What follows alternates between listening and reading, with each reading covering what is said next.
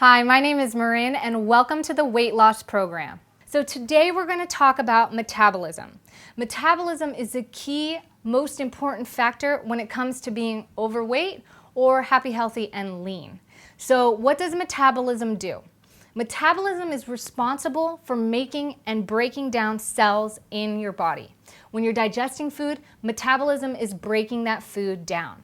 When you've digested your food, metabolism is storing the nutrients that it needs and deciding whether or not it wants to eliminate the rest that it doesn't.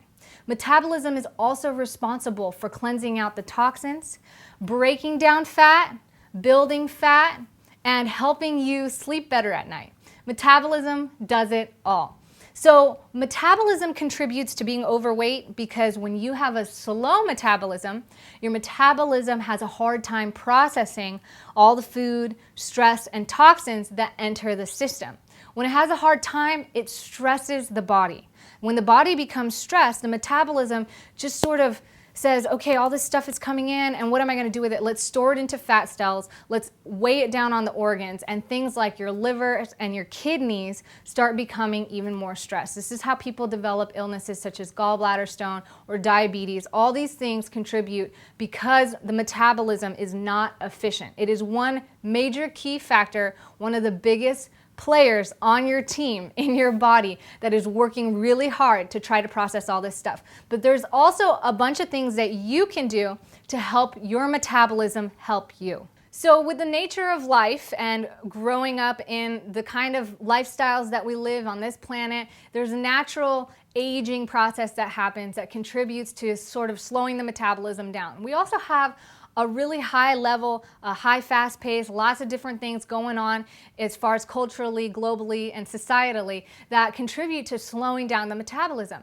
So here are a few things that I want to talk about that you can either A, cut out if you have a slow metabolism and having a hard time with weight loss, and B, avoid going forward so that you can keep your metabolism going at an efficient rate.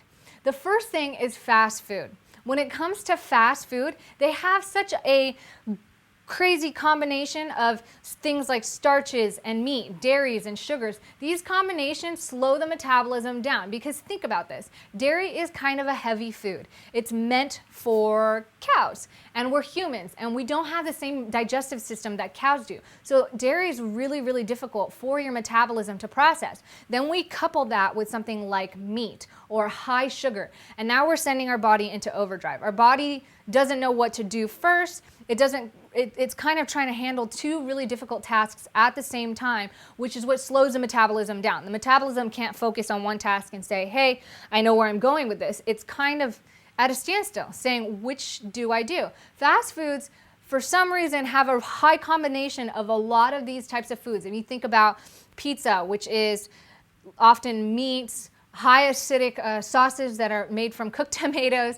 and lots of doughy, floury bread. We also have foods like hamburgers that are coupled with fried meat and French fries that are fried and milkshakes that are full of dairy and sugar or high sugar drinks like sodas and juices.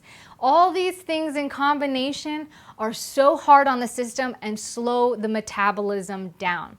So one of the best ways you can do to avoid this is eat out less. And what I like to do is I like to make my own food. So if you don't have time, maybe get your girlfriend or your boyfriend to do it for you. Try it on the weekends. Start a new hobby where you take the time at least once a week to make your favorite meal that you like to go out and eat. And perfect it to your own flavor. It's actually quite addicting to start making your own foods because nobody makes it better than you because you're able to adjust it to your own flavors. But it does take making that effort. Next is food additives and preservatives. Most of these are chemicals that food companies put into our food to either make it taste better, look better, or stay on the shelf longer. But they're not healthy for you. There are more toxins that are in the body. There's more stress that your metabolism has to deal with. It's one more thing that it has to figure out how to digest, process, store, or get rid of. So on top of the fast foods, if you're doing both of these, and a lot of these fast foods come with food additives too. On top of that, you're adding this whole nother element, which is a chemical element that is not really normal or natural for our bodies to be ingesting, and the body's saying, what do I do with all this? So one of the best ways to avoid, or another alternate for this particular scenario, is to find foods with very minimal preservatives or food additives. The best way you can do this is by looking at the back of every single box that you buy, every single can that you buy, any food that you buy, even if you're buying meat, prepackaged meat, look at the packaging and look at the list of ingredients.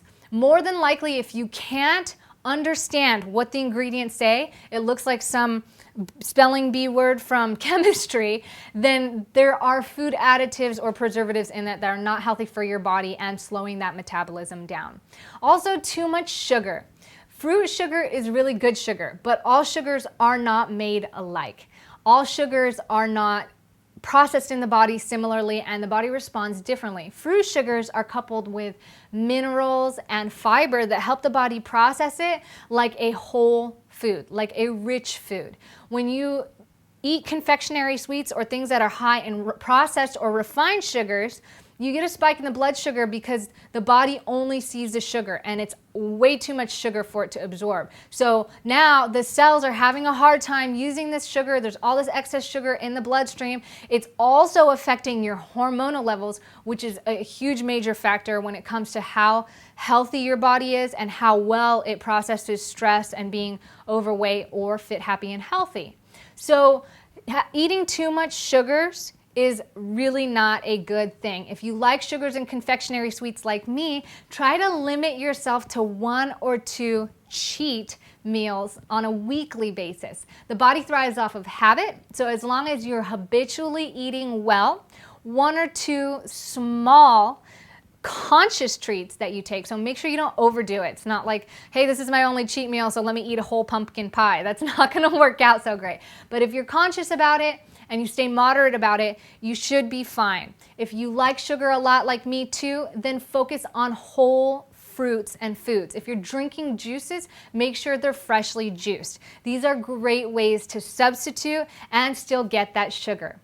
Processed foods is the next thing on the list that you really want to be conscious of. This is anything that's canned, boxed, or prepackaged. I know we talked about prepackaged stuff. Really, if you're shopping in the fresh foods section where you're getting fresh fruits, vegetables, meats, and grains, then you are in a really good position because most of that food is very minimally processed in relation to the things that end up in a box or package. So in order to prevent this, again, we're going to look at the foods that have the most or the least amount of ingredients that are really hard to pronounce, like supercalifragilisticexpialidocious or something from a chemistry test. But most importantly, you really want to avoid as much of those prepackaged foods as possible. So shop in the fresh foods and fruit section.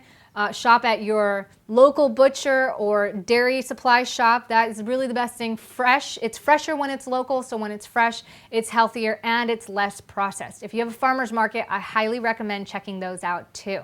Next thing is eating meat and dairy in excess is going to mess with your hormonal levels like you wouldn't believe. As I mentioned before, hormonal levels is another key player when it comes to how well your body responds to what you eat, how much you exercise, stresses in your body or in your daily life. Your hormonal balance is your profile. It is basically the map that says this is how we're going to respond to fill in the blank.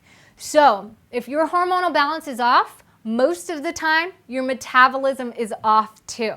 So all this growth hormones that come in the dairy and the meat are entering the system and affecting that hormonal balance. So the best way that you can do this is obviously reduce the dairy and the meat. But if you like dairy like I do, substitute it with something that's actually healthy. Another milk substitute. There's so many nut milks out there, like almond milk, hazelnut milk. There's rice milk, and there is, above all, coconut milk, which is my absolute favorite because coconuts have very healthy medium chain fatty acids, which are going to really be able, it's going to kind of trick the body, but your body's going to get what it's looking for from coconut milk that it typically is searching for in dairy, which is high fat. But the difference here is instead of getting fat that's made for a baby cow that's meant to grow up to 2,000 pounds, we don't want to gain 2,000 pounds. We're eating healthy coconut that's fruit-based, which is really easy on our system, and it's got really amazing health benefits. You can also make your own milk.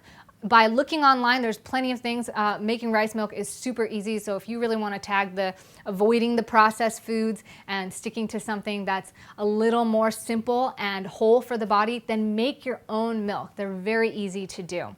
Also, when it comes to meat, if you like eating meat, I'm not saying stay away from the meat, but stick to lean meats that are white, so like chicken, turkey, light fishes, and do it as minimal as possible. If you think about this, we were meant to hunt for our food.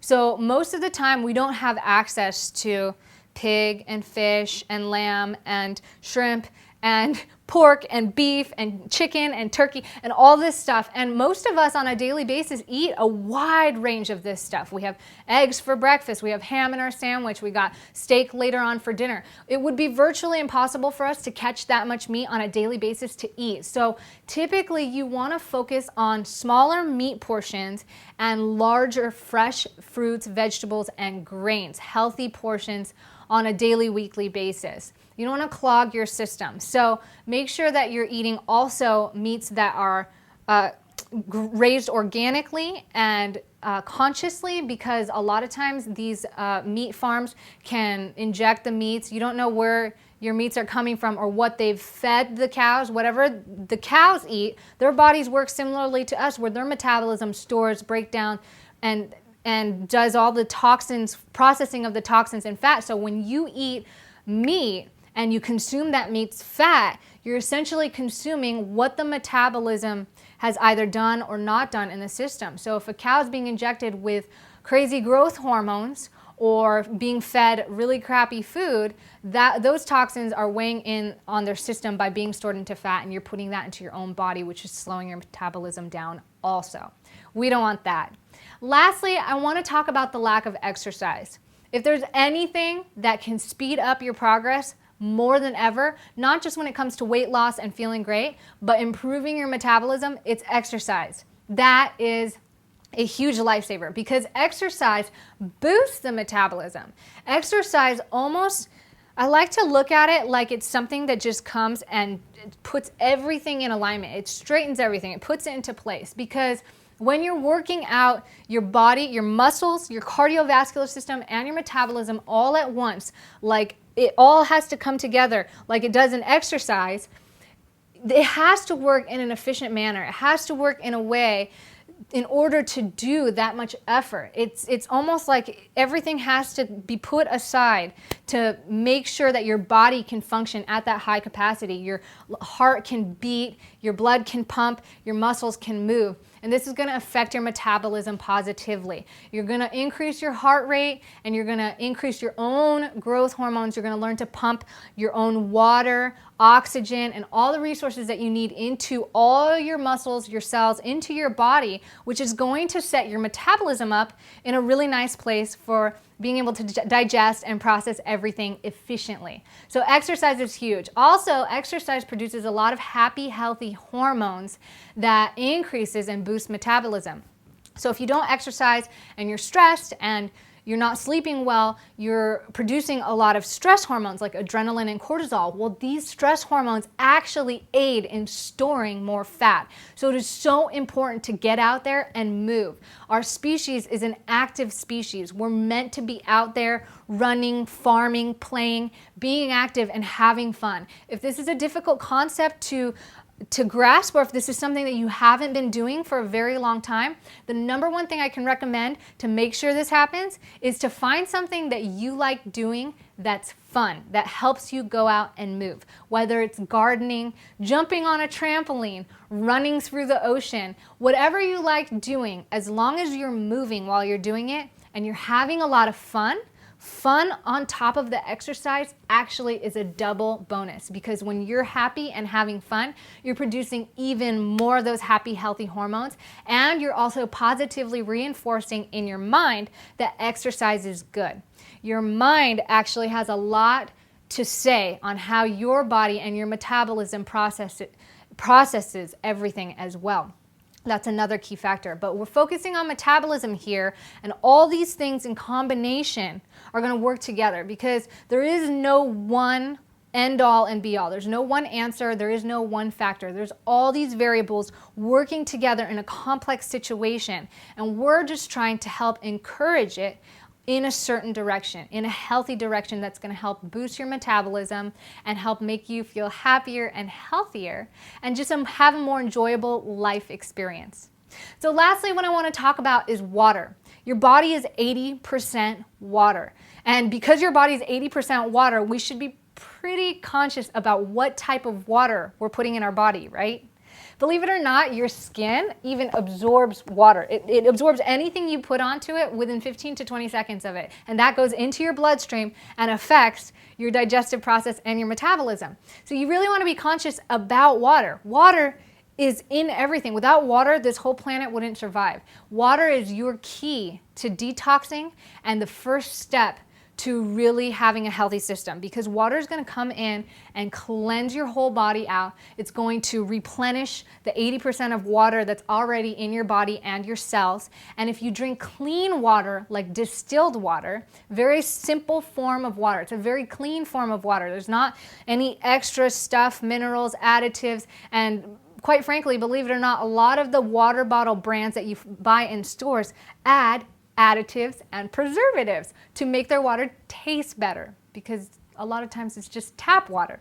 So make sure that you drink really healthy water, distill it if you can, or drink fresh mineral spring water that has absolutely no additives, and you will see how amazing the results are in making sure you drink water. I recommend drinking your body weight in ounces, a minimum per daily basis. So if I weigh 125 pounds, I want to be focusing on getting at least 125 ounces of water daily.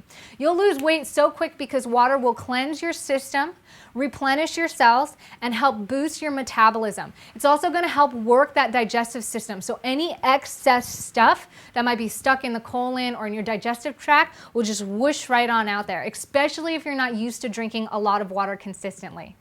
So with that said, thank you so much for watching this video. I hope you got some value out of it, and I hope you enjoyed it. My name is Marin, and we'll see you next time.